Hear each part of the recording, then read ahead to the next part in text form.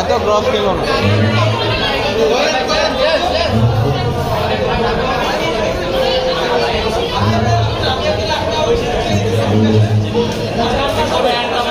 আপনার কি করা উচিত একটা এন্টারপ্রেনার হওয়ার জন্য, বা এনিথিং আপনার কমিউনিকেশন থেকে শুরু করে আপনি একটা কর্পোরেটে কিভাবে নিজেকে শাইন করবেন সবকিছু আপনাকে ওখানে শেখানো হবে।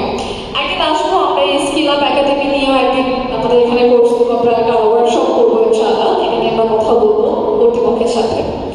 সো যারা আপনারা স্টার্ট আপ নিয়ে চিন্তা করতেছেন তারা আমি অবশ্যই বলবো প্লিজ এই বইটা একটু দেখবেন।